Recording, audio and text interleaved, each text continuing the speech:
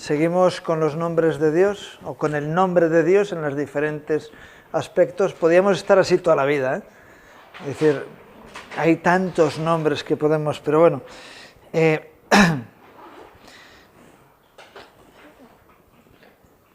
siguiente nombre que vamos a ver es Jehová Ra,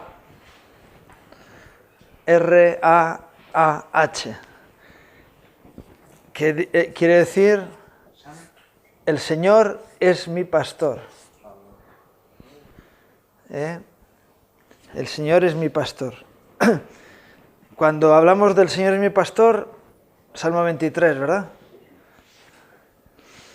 Jehová es mi pastor, nada me faltará. Es decir, no, ni tengo ninguna falta ni la voy a tener. ¿Por qué? Él cuida de mí, ¿no? En lugares de delicados pastos me pastoreará, junto a aguas me reposo, me hará descansar, junto a aguas de reposo me pastoreará, confortará mi alma, me guiará por senda de justicia por amor de su nombre. Aunque ande en valle de sombra de muerte, no temeré mal alguno, porque tú estás conmigo, tu vara y tu callado me infundirán aliento. Aderezas mesa delante de mí en presencia de mis angustiadores, unges mi cabeza con aceite, mi copa está rebosando. Ciertamente el bien y la misericordia me seguirán todos los días de mi vida, y en la casa de Jehová moraré por largos días. David tiene el oficio de pastor y él se considera una oveja del rebaño de Dios, ¿verdad? Y cuando vemos a Dios desde esa perspectiva, de que es quien cuida de nosotros, ¿qué es lo que hace un pastor? Algunos dicen, no, el pastor se lleva la leche y la lana de la oveja. Bueno, es verdad que se lleva la leche y la lana, pero y luego los corderos también, que si son ovejitas tienen más futuro que si son corderitos que van directamente a la parrilla, ¿no? Pero ese es el fruto del cuidado, de la protección, de todo el proceso de mantener a las ovejas tranquilas, ¿verdad? Cuando Jesús habla de él, también manifiesta que él es, si vamos a Juan 10, él dice, yo soy el buen pastor, ¿no? Mis ovejas oyen mi voz y la siguen, yo soy la puerta de las ovejas. Es decir, Jesús también se reconoce en él esa posición de un Dios que se preocupa de su rebaño. Cuando Jesús ve la ciudad de Jerusalén, él dice, Jerusalén, Jerusalén, ¿verdad? Que sois como ovejas sin pastor. Teniendo un pastor, sois como ovejas sin pastor, ¿no? Personas que están sin tener la tranquilidad, la paz. Y cuando el Señor habla con Pedro, al final del Evangelio de Juan, dice, ¿me amas más que estos? ¿Y qué le dice? Pastorea mis ovejas, ¿no? Y le está diciendo, tú tienes que tener esa condición de pastor que tengo yo, porque si me amas vas a hacer lo que yo hago, ¿no? Y qué bueno que nosotros podamos ver a Dios como una oveja ve a su pastor. ¿Te imaginas una oveja cómo ve al perro pastor? Como una amenaza, ¿verdad? Le tiene miedo, pero al pastor no le tiene miedo. La oveja es normalmente asustadiza y por eso se congrega, es decir, se junta a las demás. Cuando hay una situación En un rebaño de ovejas pueden estar diseminadas, pero cuando hay un ruido extraño, ¡bum!, se juntan, porque ellas dicen, no, juntos, pero cuando oyen la voz del pastor están tranquilas, ¿no? Mis ovejas oyen mi voz y me siguen, en esa confianza de que Dios es el que da la protección, ¿no? En Juan, yo estaba hablando de Juan 10 y en los versículos 7 al 12, dice, volvió Jesús a decirles, todo el capítulo 10 habla más o menos de esta idea, ¿no? Volvió Jesús a decirles, de cierto os digo, yo soy la puerta de las ovejas, todos los que antes de mí vinieron, ladrones son y salteadores, pero no los oyeron las ovejas. Yo soy la puerta, el que por mí entrare será salvo, y entrará y saldrá y hallará pastos. El ladrón no viene sino para hurtar y matar y destruir. Yo he venido para que tengan vida y para que la tengan en abundancia. Y dice, yo soy el buen pastor. El buen pastor su vida da por las ovejas. Mas el asalariado, que no es el pastor, de quien no son propias las ovejas, ve venir al lobo y deja las ovejas y huye, y el lobo arrebata las ovejas y las dispersa. Una vez me enseñaron por qué Jesús decía que Él era la puerta de las ovejas. Y era un lugar que era un redil de piedra, con pues 1 metro de altura, una cosa así, que era el lugar donde las ovejas podían entrar y estar protegidas. Pero esos sitios tienen una zona que es la puerta de entrada. Entonces, el pastor, ¿qué hacía? Se ponía en la puerta. Y cuando el pastor está en la puerta, las alimañas no entran. Si quieren entrar, ¿qué tienen que hacer? Tienen que saltar el muro. Porque ahí está el pastor con el garrote, ¿no? Y sin embargo, cuando el pastor se levanta y llama a las ovejas, es la puerta porque salen las ovejas y entran las ovejas. Yo una vez le pregunté a alguien, ya sabes que hay gente que no sabe para qué sirven las puertas.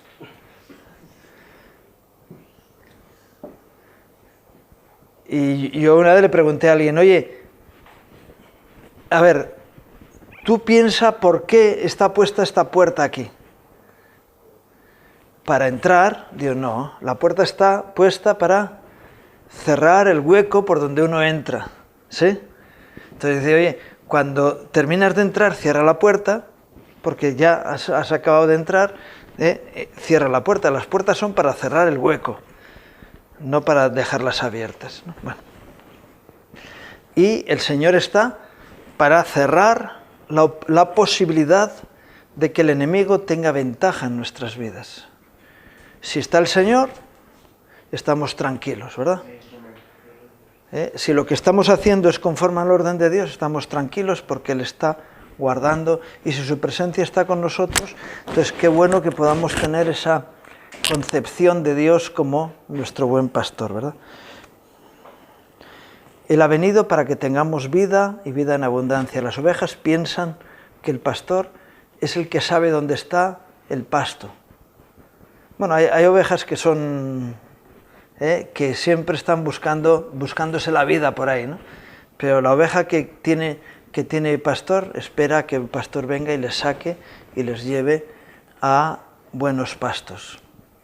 Él ha buscado lugares donde han hecho la cosecha y hay grano, o lugares donde hay pasto suficiente para que puedan comer, ¿no? Y cuando hay problemas, el asalariado huye y el Señor enfrenta los problemas. Es decir, una vez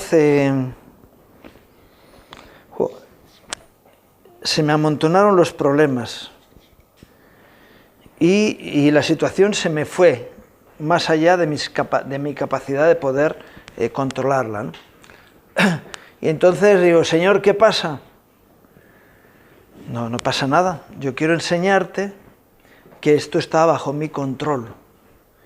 Cuando mayor es el problema, mayor es la gloria de Dios. Es decir, la forma en que el buen pastor va a reaccionar ante el problema va a ser más contundente. Si el problema es pequeño, a lo mejor te deja que lo soluciones tú. Pero cuando el problema se hace grande, Él es el que tiene la solución y el que soluciona el problema. Cuando tenemos esa visión de Dios, entonces podemos estar tranquilos, ¿no? Entonces, qué bueno que puedas decir como David: el Señor es mi pastor, no tendré nada de qué preocuparme, porque cuando venga un problema serio, Él va a estar ahí protegiéndome, ¿no?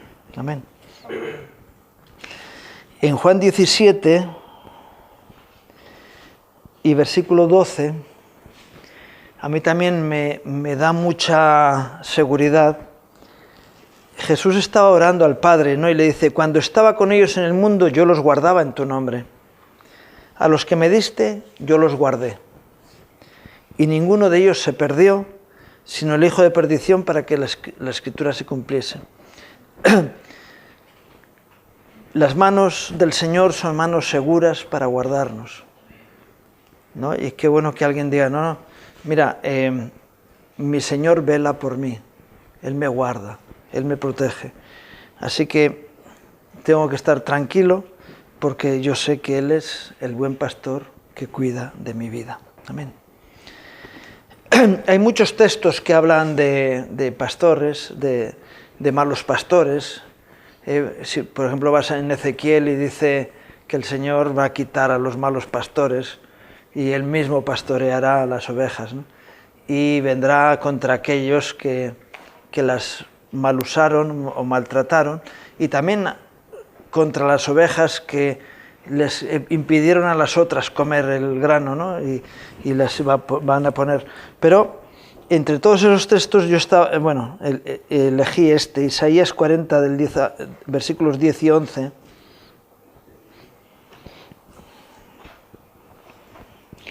Dice: he aquí que Jehová el Señor vendrá con poder, y su brazo señoreará. He aquí que su recompensa viene con él, y su paga delante de su rostro. Como pastor apacentará su rebaño, en su brazo llevará los corderos, y en su seno las llevará. Pastoreará suavemente a las recién paridas. Como pastor apacentará su rebaño. ¿Apacentar qué quiere decir?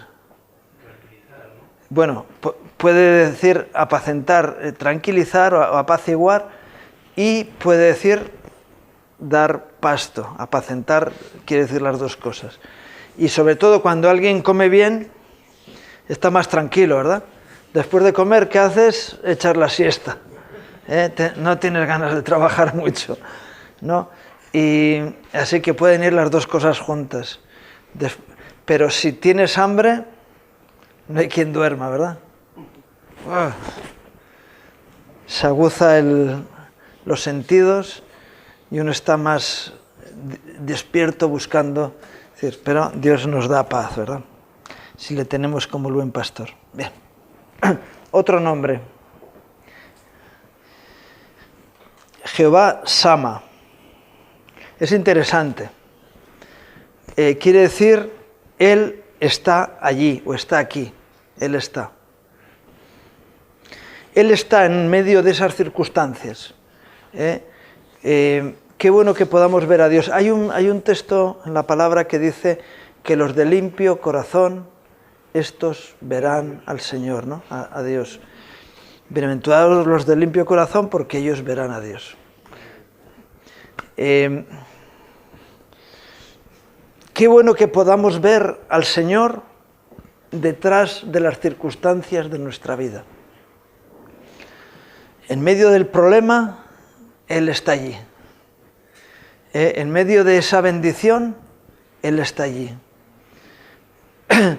Cuando no pasa nada, Él está allí. Qué bueno que podamos decir: Señor, siempre te puedo encontrar cualquiera que sea la situación. Y cuando vas a apagar un incendio en un sitio, Él está allí. Él llega antes que tú, ¿verdad? Como solemos decir a veces, al que llega tarde al culto, ¿verdad? Que decimos, mira, tú has llegado tarde, pero el Señor estaba aquí antes de la hora. Él estaba allí, el primero. El primero no es el que abre la puerta, porque el Señor ya está, ¿verdad? Y podemos encontrarle aun cuando no hayan llegado los demás. No sé si te ha pasado alguna vez que llegas a un lugar, tienes que estar con otros, pero tú te sientas, empiezas a orar y sientes la presencia de Dios y dices, Señor, llegué el segundo, no llegué el primero. Tú estabas aquí antes que yo y te encuentro a donde quiera que vaya.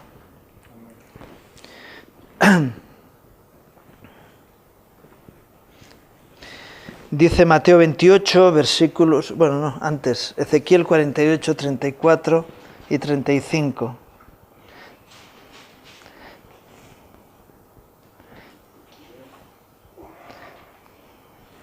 Es el texto donde aparece este nombre. Dice, bueno, y al lado oriental 4.500 cañas y sus puertas. La puerta de Gad, una. La puerta de Aser, otra. La puerta de Neftalí, otra. Está hablando de la ciudad de Jerusalén. En derredor tendrá 18.000 cañas. Y el nombre de la ciudad desde aquel día será Jehová Sama. Es decir, Dios va a estar allí en medio de ellos. Algo que hacía diferente el campamento de Israel era que Dios estaba en medio del campamento. Por eso los que tenían que hacer sus necesidades tenían que salir fuera del campamento, porque Dios estaba allí.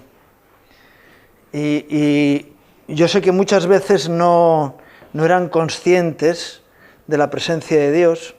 Bueno, había veces que sí, porque la columna de nube o de fuego se embravecía. Entonces decía, y que no nos olvidemos que Dios está ahí. Pero incluso en el Nuevo Testamento dice, cuando habla de actitudes, ¿no? Dice, el Señor está cerca. Que Dios está en medio, que Él está en medio del campamento. Que en las casas donde nosotros vivimos, el Señor está. Dice, oye, no hagas tonterías, que Dios te ve, que Él está, que lo mismo te pilla aparte y te dice, oye, ¿tú de qué vas? ¿No? Y resulta que cuando alguien hace cosas a escondidas, empiezan a pasar cosas o a pasarle cosas a esa persona, ¿verdad? Y al final ese se quita en medio. ¿Por qué? Porque Dios está en medio. Y si Él está en medio del campamento, tenemos que andar siendo conscientes de que está el Señor. A veces cuando viene un responsable, un jefe, la gente se pone las pilas. Y el día que está el responsable, todo el mundo anda derecho. Pero cuando se va, ¿ya se marchó? ¿Cómo que fu? No se ha ido. El responsable no se ha ido. Se ha ido un subalterno.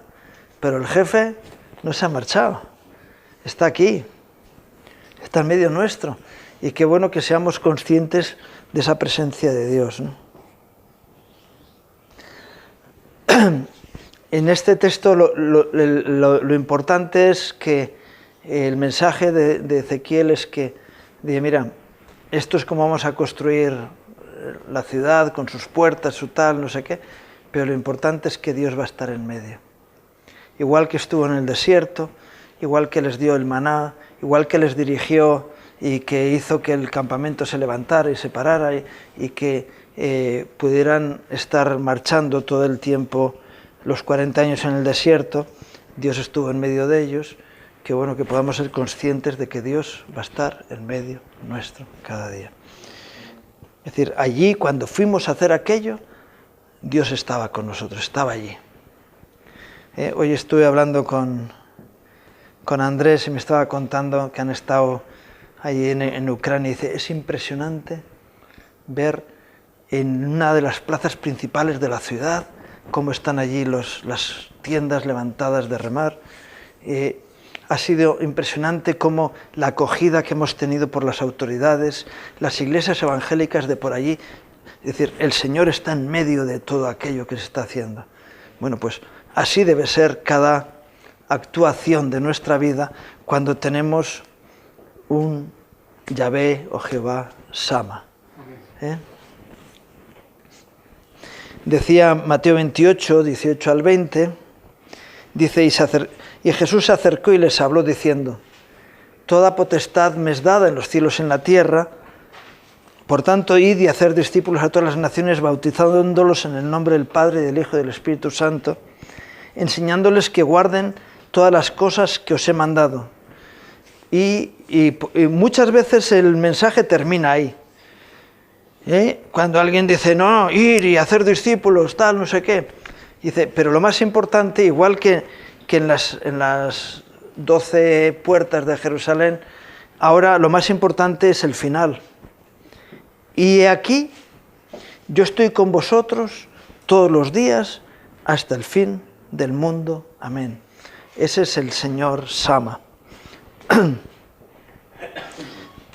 Sí, y de hacer y estar y construir y levantar y no sé qué, pero sí, Señor, pero si tú estás en medio, si no, ¿para qué? En el libro de Apocalipsis, en el capítulo 22 y versículos 3 al 5,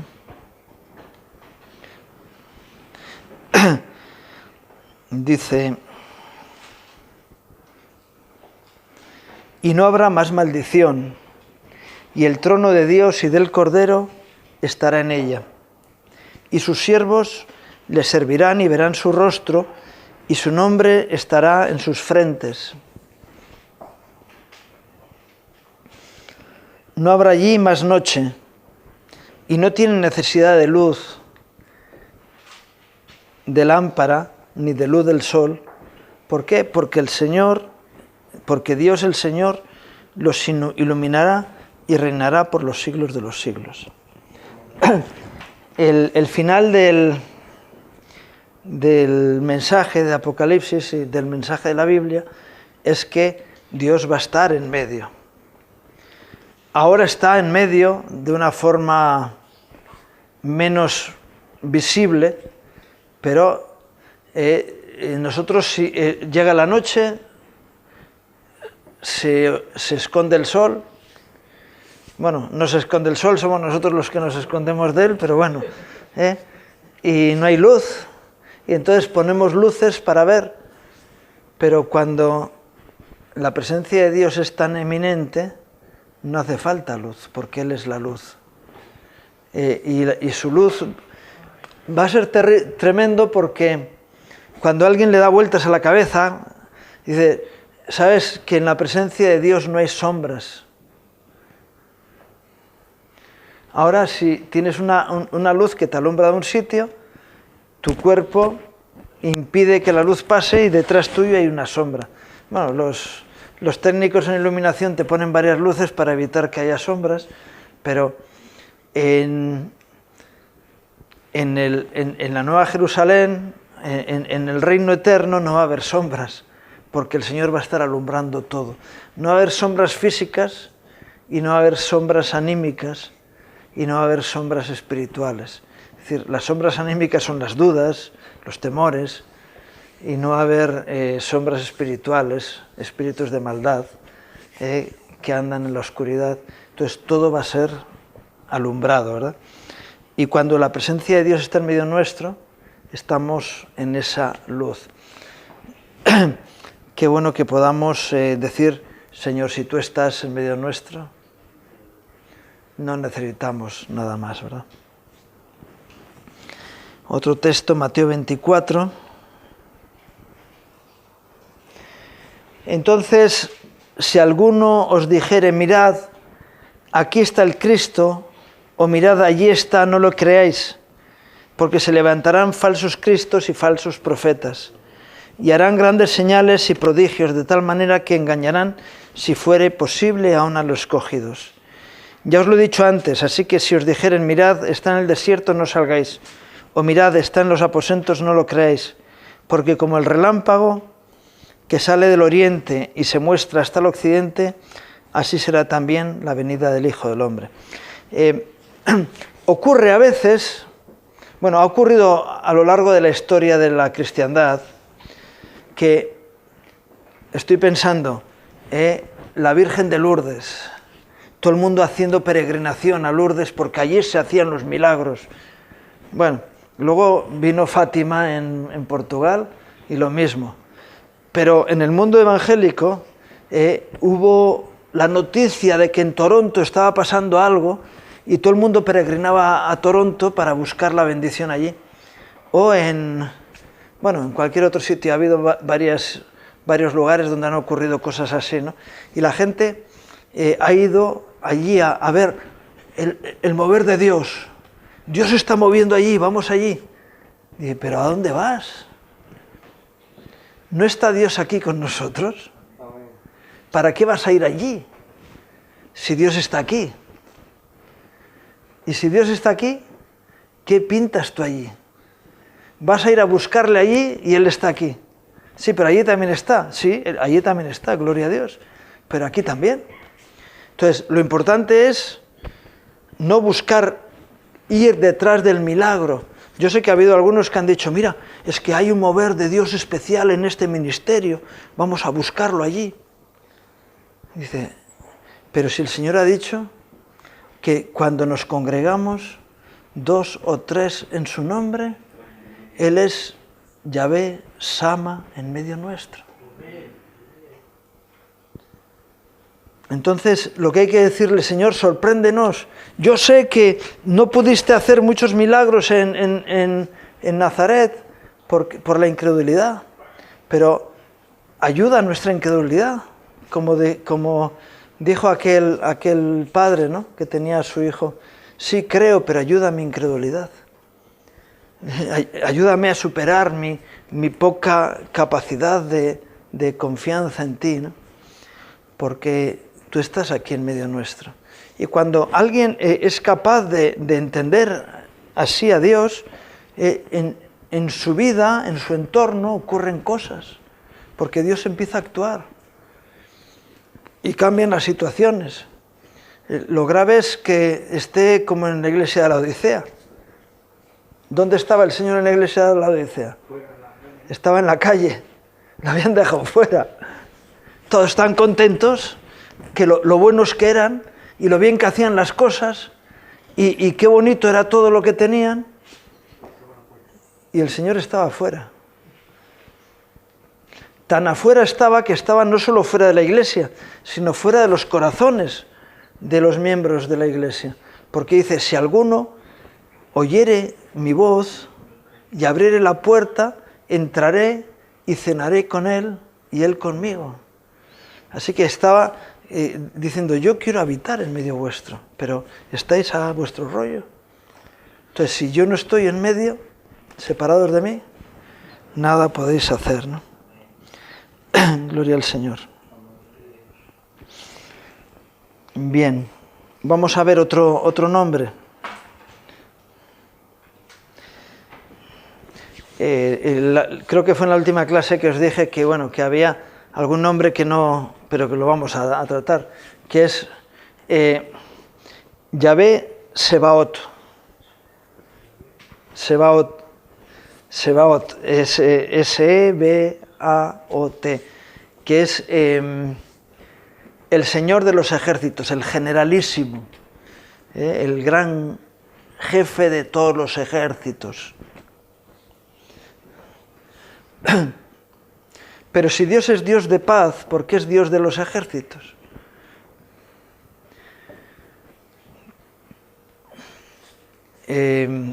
Está la frase esa, no, se dice en latín, pero no lo voy a decir, que es, si quieres la paz, prepárate para la guerra. Es decir, hay guerra. La guerra está. Es inevitable.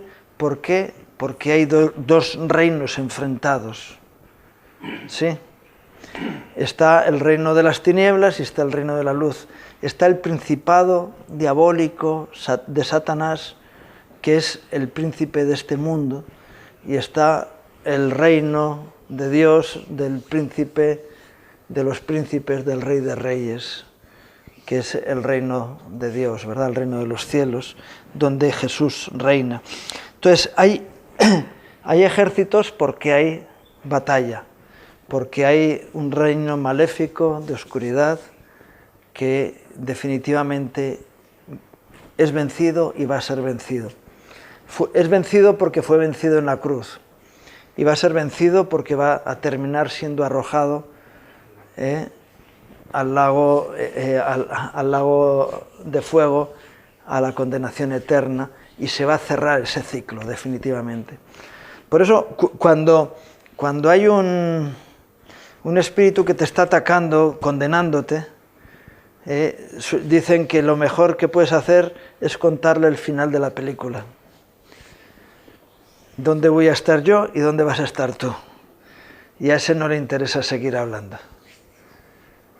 Yo sé que yo estoy en el campo vencedor y tú estás en el perdedor. Y no por mis méritos, sino por... Pero, vamos a ver, este Señor de los ejércitos, Jehová de los ejércitos, es quien ocupa el lugar de la autoridad suprema en el ejército de la bondad, de la gracia, de la verdad, del amor, y son las armas poderosas. Muchas veces he preguntado yo, ¿no? Y me he preguntado a mí también. Cuando dice la palabra de Dios que tenemos armas poderosas en Dios para destrucción de fortalezas, ¿de qué está hablando la palabra? Bien, alguien se puede ir a Efesios y decir, tenemos la armadura, toda la armadura, tal, no sé qué, el yelmo de la salvación. Dice, sí, está bien. La armadura son armas defensivas, ¿verdad? Menos la espada.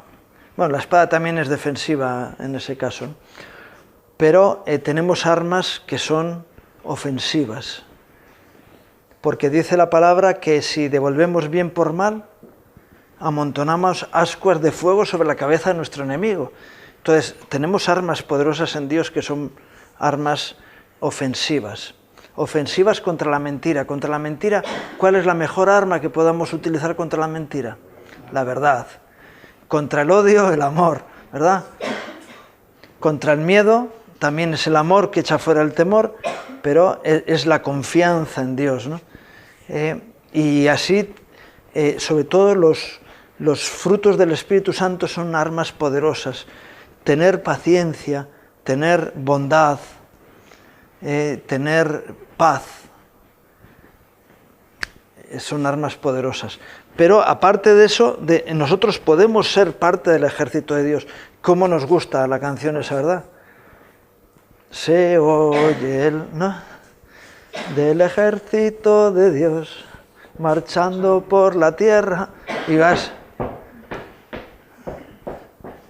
vas ahí metiendo, la alabanza es un arma poderosa. Podemos ser parte del ejército de Dios y Él es el general, ¿no? Pero nos encontramos con otros tipos de ejércitos también. Si vamos a 1 Samuel, al capítulo 17 y versículos 44 y 45, cuando David se enfrenta con Goliat, dice Goliat, dice el filisteo, dijo luego el filisteo a David, ven a mí, y daré tu carne a las aves del cielo y a las bestias del campo. Está hablando en términos naturales, pero también está hablando en términos espirituales. Te daré a comer a las aves del cielo y a las bestias del campo. Ejércitos que estaban al lado de Goliat. Entonces dijo David al filisteo, tú vienes a mí con espada y lanza y jabalina, mas yo vengo a ti en el nombre de Jehová de los ejércitos, el Dios de los escuadrones de Israel, a quien tú has provocado. ¿Quiénes eran los escuadrones de Israel? Primeramente los escuadrones naturales de los que estaban allí. Estaba todo el ejército de Israel, cagados de miedo. porque veían a Goliat y él había mandado un reto. Decían, ¿para qué vamos a pelear todos? Que salga un paladín vuestro y pelee conmigo. Y decían, ya, cualquiera pelea contigo. Y el que salió fue David. Y él dice, yo vengo en el nombre enviado por el Dios de los escuadrones, por el general. Es decir, como no ha habido ninguno de estos capaz de ir, el Señor me ha enviado a mí. El más insignificante, un joven que no está adiestrado para la batalla, que no está adiestrado a la guerra, pero que tiene todo el poder de Dios para hacerlo.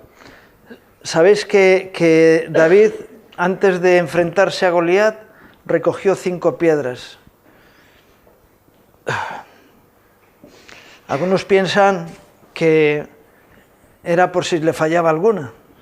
Pero él sabía que la primera piedra la iba a lanzar el Señor, no él. Bueno, él, pero era el Señor quien iba a lanzar la piedra. Y la piedra iba a dar certeramente en el sitio, porque era la fe que él tenía de lo que Dios había puesto en sus manos, ¿no? Y dice que el gigante corrió hacia él. Y él se puso enfrente, en orden de batalla, ¡pum!, y le cortó la cabeza con su propia espada. Pero los escuadrones de Israel no solamente eran el escuadrón o el ejército físico, sino que estaba hablando de una confrontación entre esas aves del cielo y bestias del campo frente a los escuadrones del Dios Altísimo. Y hay, además de haber una batalla física que se terminó bien pronto, dice, ¿y por qué 5 piedras? Porque eran 5 los gigantes. Y si viene el siguiente, le va a ir la siguiente piedra, porque Dios es certero a la primera, Él no necesita la segunda. Tú has provocado al Dios de los ejércitos, al Dios de los escuadrones de Israel, y por eso hoy tenemos la victoria, ¿no? Bien, vamos a Mateo 26 y versículos 51 al 53. Pero uno de los que estaban con Jesús, extendiendo la mano, sacó su espada e hiriendo a un siervo del sumo sacerdote, le quitó la oreja. Entonces Jesús le dijo, vuelve tu espada a su lugar, porque todos los que tomen espada, a espada perecerán. Y una vez más, solemos leer hasta ahí, ¿verdad? Pero Jesús dijo después, ¿acaso piensas que no puedo orar a mi Padre y que Él no me daría más de 12 legiones de ángeles?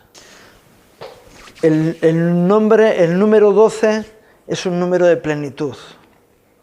Es decir, el Padre podía enviar sus ejércitos de ángeles. ¿Sabéis? Sí, marcha. ¿Sabéis? No sabemos cuántos demonios hay, ¿no? No sabemos cuántos demonios hay, ni sabemos cuántos ángeles hay, tampoco. Pero sabemos que el número de ángeles es el doble que el número de demonios. ¿Por qué solamente 1/3 de los ejércitos de los cielos se fue con Satanás? Así que por cada demonio que hay, 2 ángeles. Y luego, como hay mucha gente que no cree en los ángeles y que no los busca, pues tenemos a nuestra disposición más ángeles. En la medida en que dice, mira, da lo mismo, 20 demonios, 50 ángeles. Porque más son los que están con nosotros que los que están contra nosotros, ¿no? Pero Jesús dice, vamos a ver, yo podía pedir al Padre que envíe legiones de ángeles, pero es que ese no es el plan de Dios. Ese no era el plan de Dios. Pero tenemos a nuestra disposición. Ocurrió con que era Eliseo, que tenía revelación de los planes del enemigo. Me llama mucho la atención porque de repente dicen, vayamos, ¿dónde está el profeta? Pues vamos a sitiar la ciudad en la que está. ¿Y qué te crees? Él estaba esperándoles. Y cuando llega el ejército y sitia la ciudad, su criado está súper nervioso. Mira, vienen a por nosotros. Y bueno, ¿y qué problema hay? Señor, ábrele los ojos, porque mayor es el ejército que Dios nos ha, por lo menos el doble. Por cada uno que pone el enemigo, el Señor nos da 2. Y Él sigue siendo el Señor de los ejércitos en ese aspecto, ¿no? Pero hay más ejércitos que tiene el Señor. Joel, capítulo 2 y versículo 25. Y os restituiré los años que comió la oruga, el saltón, el revoltón y la langosta, mi gran ejército que envié contra vosotros.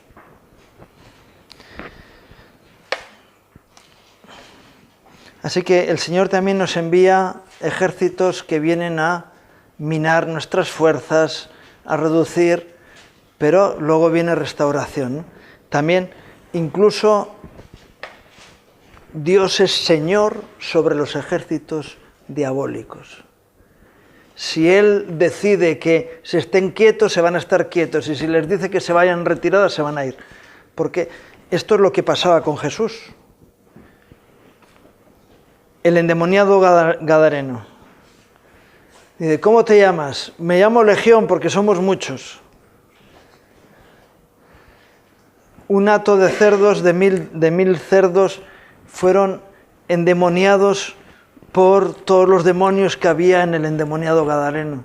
Y se lanzaron todos los cerdos al mar de Galilea. 1000, por lo menos 1000. Y cuando Jesús les ordenó, tuvieron que irse. Porque la autoridad del Señor sigue siendo autoridad sobre ellos también. Amén. Y termino este apartado con Deuteronomio 1, 29 al 31. A pesar de todos los ejércitos, el mayor poder y el mayor guerrero y luchador es el propio Señor. Dice, entonces os dije, no temáis ni tengáis miedo de ellos.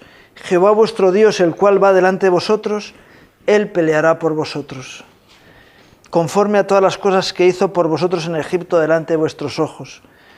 Y en el desierto has visto que Jehová tu Dios te ha traído como trae el hombre a su hijo por medio del camino que habéis andado hasta llegar a este lugar.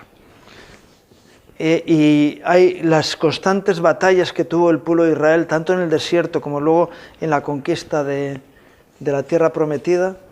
Les decía, no es tiempo de que peleéis, sino que es tiempo de que veáis la gloria de Dios manifestada. Jericó cayó sola y tantas y tantas batallas que hubo en las que fue Dios el que actuó sobre ellos. Gloria al Señor. Voy a alargarme un poquito más porque me quedan 2 nombres y así ya liquidamos el tema. Vuelvo a decir, podríamos estar hablando de otro montón de nombres y todos tendrían una enseñanza, ¿no? El Olam, con M al final. El Olam. Dios eterno. Dios eterno. A mí siempre me llamó la atención cómo en francés, en las Biblias francesas, igual que nosotros ponemos Jehová, Jehová, Jehová por todas partes en la Reina Valera, ellos le llaman a Dios l'Eternel, el eterno. El eterno tiene que ver con alguien que vive en la eternidad, ¿verdad? Es decir, que no está sujeto al tiempo como nosotros estamos sujetos al tiempo. De tal manera que, como dices diferentes textos en la palabra, ¿no? Dice, para Dios un día son como 1000 años y 1000 años como un día. ¿Por qué? Porque Él está en otro ambiente, no en el tiempo. Vuelvo a la mentalidad humana que dice, lo eterno es tiempo y tiempo y tiempo y tiempo. No es tiempo, es estar fuera del tiempo. Es ser atemporal. Por eso el reino de Dios es un reino del hoy, del ahora. Y por eso los mejores planes que puede hacer un cristiano es ¿qué hago yo ahora? No, mañana iré y traficaré y haré y compraré y venderé y no sé qué, y planes y planes y planes. Y nos dice, bueno, eso harás si Dios te lo permite, claro. Pero lo importante no es lo que haré mañana. Lo importante es quién soy hoy. ¿Qué hago hoy? ¿Quién soy? ¿Cómo pienso? ¿Cuál es mi situación ahora? Porque mi situación de ahora yo la puedo enfrentar con el Dios eterno o con las circunstancias que me rodean. Es muy diferente, ¿verdad? Señor, hazme habitar en la eternidad. ¿Qué quieres? ¿Morirte ya? Dios, no.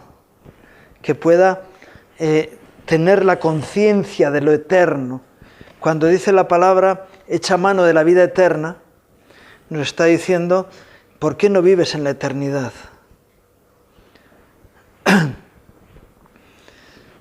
Y la eternidad es ahora. Todo lo que ahora estoy haciendo es lo importante para mi vida, porque si me muero ahora depende de cuál es mi situación actual. Entonces, cuando alguien anda muy preocupado con cosas, puede decir, bueno, ¿por qué me tengo que preocupar? Lo que tengo que preocuparme es de ahora. Mañana Dios sabrá lo que va a ocurrir. Y también sé que si es de Dios, los problemas se me van a solucionar. Y a veces pasa eso, que al día siguiente el Señor mueve las cosas para que se solucionen los asuntos y tú te has estado toda la noche amargado, agobiado por buscar soluciones a algo que tú no puedes solucionar. Dice Isaías 40, versículos 28 y 29, dice, ¿no has sabido? ¿No has oído que el Dios eterno es Jehová, el cual creó los confines de la tierra? No desfallece ni se fatiga con cansancio, y su entendimiento no hay quien lo alcance. Él da esfuerzo al cansado y multiplica las fuerzas al que no tiene ningunas. ¿Por qué Isaías dice eso? Para que las personas que estaban en esa situación de fatiga, de cansancio y desesperadas, pudieran decir, pero tú no tienes a Dios al lado tuyo, ¿no has sabido que el Dios eterno es Jehová? Él da fuerzas al que no tiene ningunas, así que agárrate a Él. Renueva tus fuerzas, fortalécete en el Señor y en el poder de su fuerza. Es decir, no estás solo, Dios te acompaña, el Dios eterno está ahora, está contigo. La gran tragedia en la cruz para el Señor fue que en ese momento el Padre se apartó de Él. Ese instante fue un instante eterno de apartamiento, ¿verdad? Luego hubo restauración, evidentemente, pero hubo un tiempo, un momento en el que Jesús sufrió la eternidad de la condenación. Él llevó sobre Él. No sé si me estoy explicando. Claro, en el tiempo, bueno, fue un instante, un instante es la eternidad. Porque el aspecto de la eternidad es ahora. Y dices, bueno, si yo me muero ahora me voy con el Señor. Claro, es así. Porque entonces estás en el momento de la eternidad. ¿Qué problema tengo si Dios está conmigo? Oye, yo no sé si mañana tendré fe. nunca tendrás fe mañana. Siempre tendrás fe hoy, claro, porque mañana no existe. Cuando mañana te levantes, no será mañana, será hoy. Luego no existe, existe ahora. Bueno. Y Deuteronomio 33, 27 dice: el eterno Dios es tu refugio. Y acá abajo los brazos eternos. Él echó delante de ti al enemigo y dijo: destruye. Deuteronomio 33, 27. Y qué bueno que pasemos del tiempo a la eternidad. Y podamos vivir la experiencia de vivir en lo eterno, que es estar en la presencia de Dios. Y un último nombre, que es Emanuel. Ahora le llaman Manolo.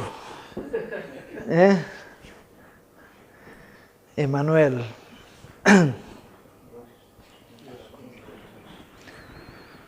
La experiencia de no nosotros con Dios, sino que Dios con nosotros.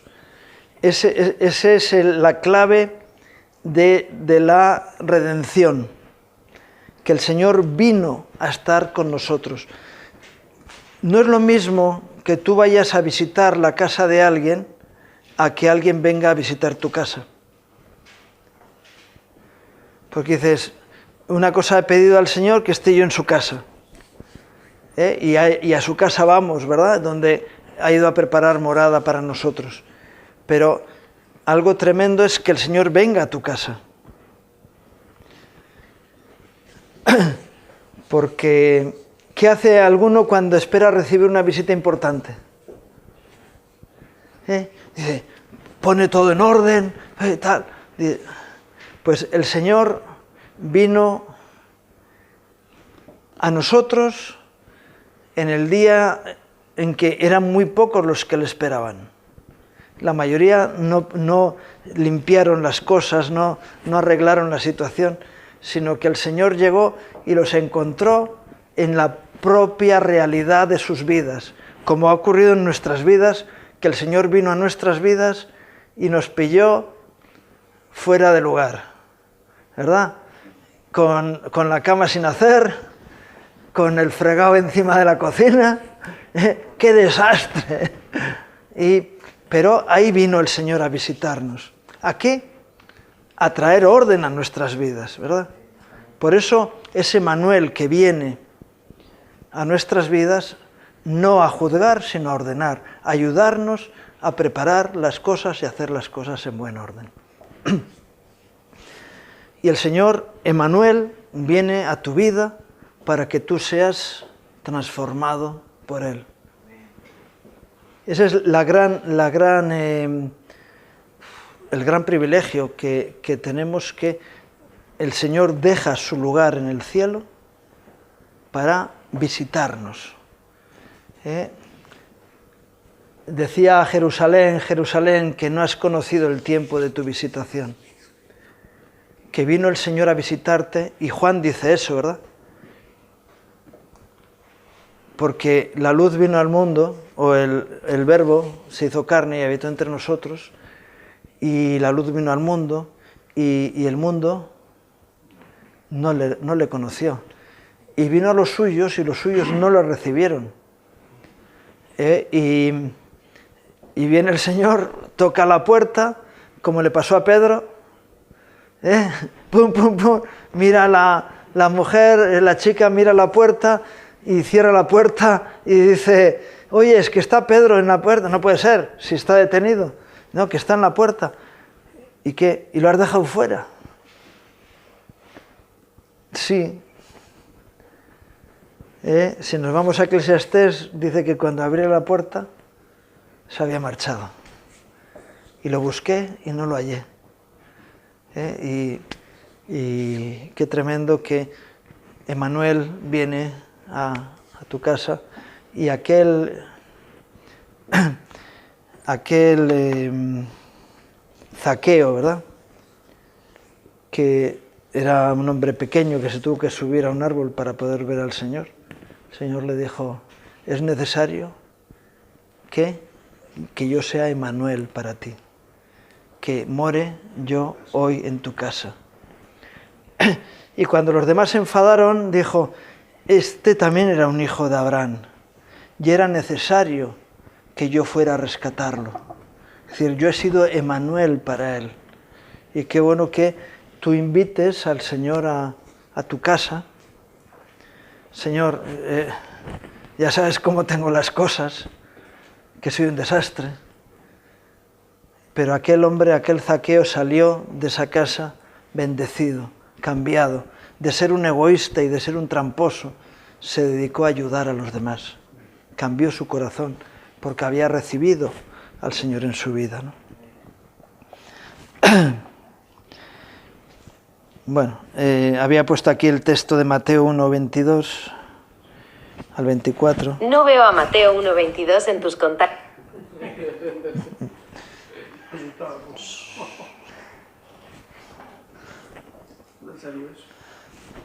Ya se quitó. Todo esto aconteció para que se cumpliese lo dicho por el Señor por medio del profeta, cuando dijo: he aquí una virgen concebirá y dará a luz un hijo, y llamará su nombre Emmanuel, que traducido es Dios con nosotros. Y despertando José del sueño, hizo como el ángel del Señor le había mandado, y recibió a su mujer. Su nombre, Emmanuel, que es que Dios nos visita en nuestra casa, en nuestro hogar. Bueno, hasta aquí los nombres de Dios que hemos estado viendo, pero a mí me gustaría que quede claro que nos gusta mucho